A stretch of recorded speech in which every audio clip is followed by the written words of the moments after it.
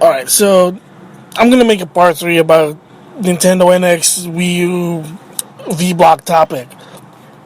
So, I already talked about what I want to see for the NX. Again, not so demanding. And my thoughts on the Wii U, I think it's a good system. But, like I say, for $300 with 2 games, the online is free. I don't think it's a good price. It should be $250. We'll see what happens. Okay, so this one I want to give my opinion really is that I think the reason why the Wii U, I'm sorry to say, failed. I mean, if you've been following both of my channel, my main channel and MmGS V-Blog Response, before even the secondary channel got finally made what it is, on the main channel I had some basically inserts of the crew of Game Horizon before, the Social Link podcast, giving their opinion about Nintendo. I mean, when it comes to Nintendo, I'm always going to cut that part of the podcast and I'm always going to put it up because so people can take notes and see what's wrong with it.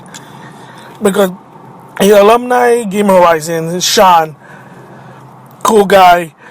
If you want to know what happened to him, basically he works in a website called We Are Nerdy. The links is on my description page or the about page, biography page on the YouTube channel, my secondary channel. There you go. If you just want to know what happened to Sean. Anyway, the guy is not really a Nintendo fan. But there was a basic discussion of what did Nintendo do wrong, what went wrong, the thing. So,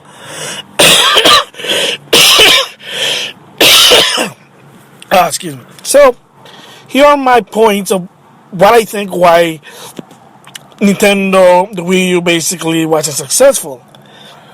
First of all, most common thing, and everybody's gonna say this, I have to agree also, is marketing. They didn't really market it right, and they didn't really market it good. Bottom line is, they marketed it up once and they backed off. And even the commercial on the Wii U, people didn't really get what it is. So their marketing is the biggest flop because they could not really explain what the Wii U is. Why get a Wii U? Just there was no information. I mean, unless you're following Nintendo, then fine. But for someone who basically just a general consumer said, I need a system. Well, I heard Nintendo's supposed to be this good company. Now all of a sudden you buy your Wii U and there's something wrong with it. There you go. Like, Make It X1 said this, Review Tech USA said this, Alpha Magazine, Boogie2988, Maximilian, his friend Matt Simmons, anyone who follows Nintendo will say this, including myself. Marketing.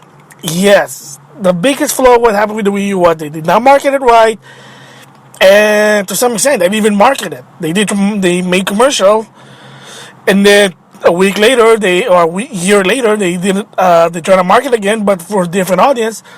That didn't work either, and in the end, consumers just said, well, I'd rather get a PS4 or an Xbox One. So that's the biggest problem is marketing. Okay, you say fine marketing. What are some other problems? Well, the name itself. When Sean basically asked, what's wrong with the Wii U? Is it the name is the problem? And Alex basically just said, yes. And that's the truth. The name itself is confusing. Why is that? Because you got Wii, which is basically about playing as a family. You play, anybody can play, you grab a Wiimote. The theme with, or the word, the term, the definition, or the meaning behind the word Wii U basically is what the lady was trying to say is that we, as we the gamer, we can play, but now also you can, the hardcore gamer, the you who's supposed to represent the hardcore gamer, you can with traditional control, with the Wii U gamepad, sort of. But there's a Pro controller, but there's also the classic controller connected with the Wii. So the name itself is confusing. So say, why is it confusing? Because when people, the consumer, think of Wii, I'm thinking about Wii, the Wii console on 2006 with the waggle control. So most consumers think, oh, so it's more of that. That's the problem with the Wii. And the word "U" basically just didn't make sense. And like what a lot of people said, and believe it or not, as of 2015, I don't know 2016, but in 2015, there are still consumers who think that Wii U is just an add-on to the Wii. You have the Wii U gamepad, you attach it to the Wii, and then all suddenly your Wii basically becomes a Wii U or sort. That was the confusing. They're trying to focus so much on the gamepad, but that people don't realize there's actually a console. It's another system. It's a system that is compatible with past controllers. The GameCube, believe it or not, the GameCube controller, anything from the Wii. The Wiimote, classic controller, you name it. Wii Bounce Board, Wii Zapper, you name it, there it is. So that kind of made a confusion. So maybe you say, well, not to waste. How come the PlayStation 2, 3, and 4, how come that work? Well, first of all, numerical number is always just easy. And second, the PlayStation meaning behind it was always been a hardcore. The Wii was, when people think of Wii, is waggle controller for the casual. So people thought, oh, so it's another, it's like, even if you call it, unfortunately, Wii 2, I don't think that's going to work, because the name Wii thinks, oh, it's for casual gamer, you waggle, it's motion control for casual gamer. That's the problem. And the gamepad, you think, oh, it's a hardcore controller. It could be with the second screen experience, but when you have to move your gamepad as a Wiimote, there's something wrong there. There are games that you have to do that. It's ridiculous. You shouldn't need to do motion on the gamepad, but hey, again, whatever. It sometimes works, most of the time it doesn't work. So yeah, the reason why that's the name is bad is it's confused. Wii U, they just thinking, even if you say Wii 2, oh, yeah, maybe they'll say it's a new console, but they'll also think, oh, so it's a new console, it's HD, oh, you still do the casual gaming. Which they did. Wii Sports Club, Wii Fit U, Wii Party. Yeah, they still have that. I have those games, sadly, but whatever. I'm a Nintendo fan. So, for the general consumer, the name itself was the problem. Not only the lack of market, but the name is confusing. Excuse me. If they probably called it GameCube 2, maybe, or they just call it Hyper GameCube, maybe related to the GameCube than the Wii, it probably makes more sense. But again, unfortunately, it's a predecessor, or it's a successor, so supposedly successor to the Wii, and that didn't work. That's the problem. That's number 2 problem. Number 3. Props to the lady Wada for basically explaining why, but number 3 is the price. The initial price of $300 for the basic and $350 with Nintendo Land is utterly ridiculous. However, he did give his reason why, because the gamepad was really expensive to build, they need to make some money, and even at $350 they weren't really making any money. According to Reggie, that for every console sold, for the deluxe for $350 and the basic for $300, they only make $1, $2, or $3. But when you buy a second game, that's when they make their money. Because again, you have to remember Nintendo's weird strategy is that they never sell a console at a loss. They never. Sony does it, Microsoft does it. I don't know about Sega. Yep, because the thing about, I think Gunpei Yoko, basically, the late Gunpei Yoko, excuse me, basically said one of the greatest strategy is use cheap, durable, but cheap parts and optimize them for the product. So, what people don't know is that the Wii balance board used to be like a bunch of extra and scrap from the GameCube controller. So, you get the Wii U balance board. There you go. So, cheap parts, use the cheap parts and make more money out of it. That's why they never sell a console at a loss. They never done it with the NES, the Game Boy, Super Nintendo, and 64, believe it or not. Even the Virtual Boy, they didn't really sell the system at a loss. The only one is the 3DS and the Wii U. And when they did the Wii U price drop at August 2013, that kind of, let's just say, messed up their strategy for making money. Because even Iwata admitted it that because of that new price drop, they're not making a lot of money. They're actually, for everything, they sell a Wii U for $300 with, well, the Nintendo Land or now the Mario Deluxe. They're losing a lot of money. That even buying a second or third game, it's not working for them. Again, there you go.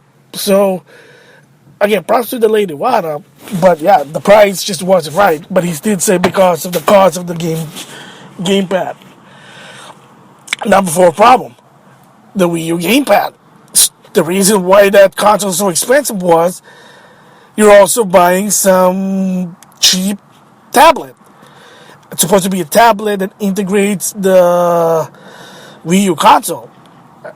That was really expensive, and people don't really care about the gamepad. Some people do say they like the Wii pad, the gamepad, but the majority of people who bought the Wii U, they just said, hey, put in a Pro controller, and that's it. No need for this gamepad because it's too expensive.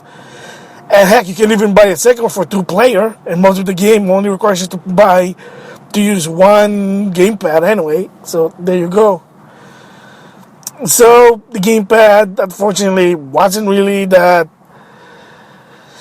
sellable, and it wasn't really. I mean, they're trying to make it like the main feature of the Wii U, but again, people were just saying, "Well, forget this."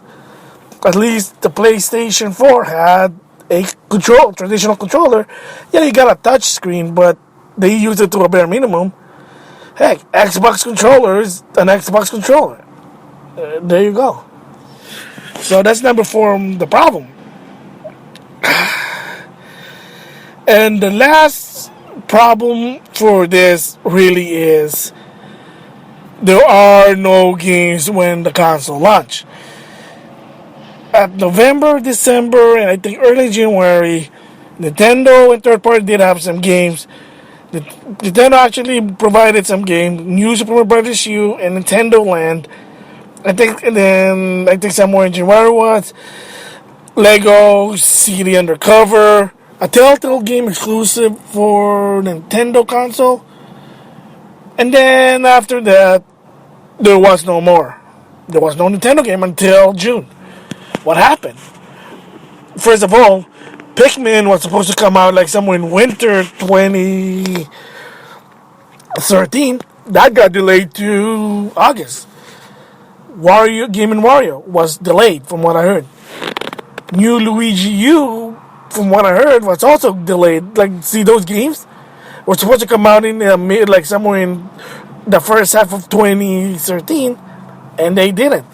So, if you don't have games, and you're not making games for the Wii as from first party or from Nintendo, why would you make the third party do the same thing? And that was also the problem.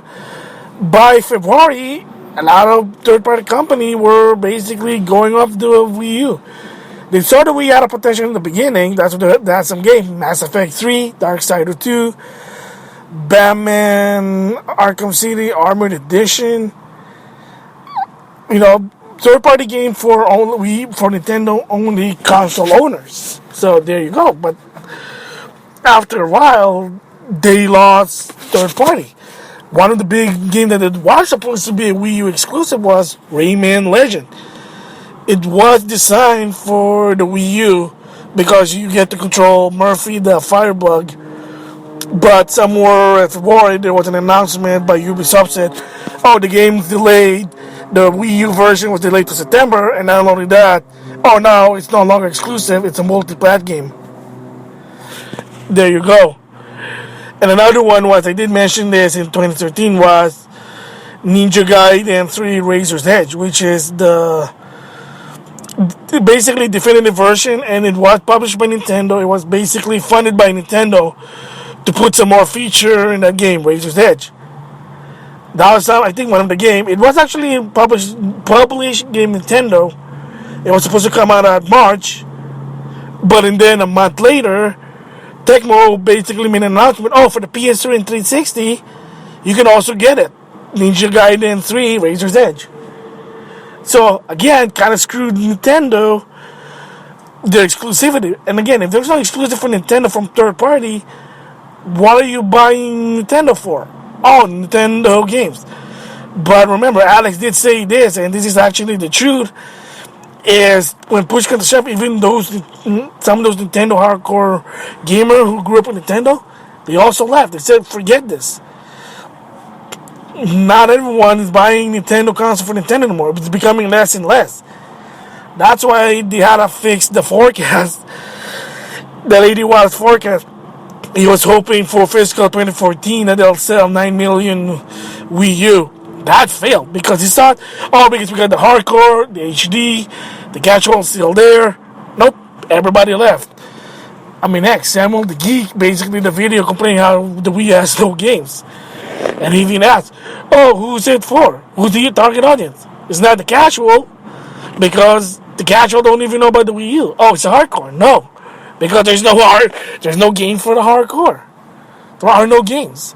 So that's the problem with number 5 is the lack of games, or better yet, Nintendo games, because one of the biggest problems with Nintendo they messed up, and I said this in the previous V-Blog, is Nintendo's strategy and procedure of how to develop console and game is sort of backwards. They perfect the console first. Once they're already confident, then they start doing the games.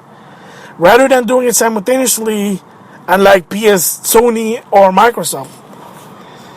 And when they started doing the game, then they basically found one thing, and this was basically, well, what I'm trying to say is that Nintendo, the developer, basically they found out and realized, learned the hard way that, making games in HD was hard. So the question is, why was it hard, and how did people know about it? Well, there was a financial report, and they did ask, how come the lack of Nintendo game? I don't see any Nintendo game. What's going on here? Like, I think in April 2013 or June of 2013, I can't really remember, their financial report, they have reported, they said, yeah, they didn't realize making games in HD was difficult because they had to delay out of the game, saying there's no game. And if you see Adam Sessler, he was basically talking about it, how the biggest ball drop was that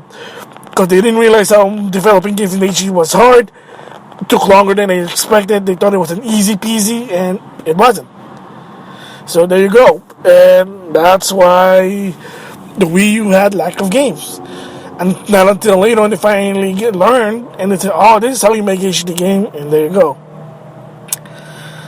So anyway, those are the 5 reasons, my opinion, the reason why the Wii U failed. Number 1 was the marketing. Number 2 was the name itself. Number 3 is the price point. Number 4 is the gamepad itself. And number 5 is the lack of Nintendo games.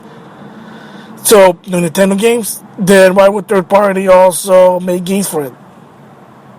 You tell me. Yeah, so I do apologize if I sound negative about the Wii U, but you have to understand this is what happened on the Wii U. The record already said this is what happened on the Wii U. They can't fix about it, but they can rectify it with the NX. So, we'll see what happened in the long run. if they ever are ready to show what the NX is. So until then, let's see what happens.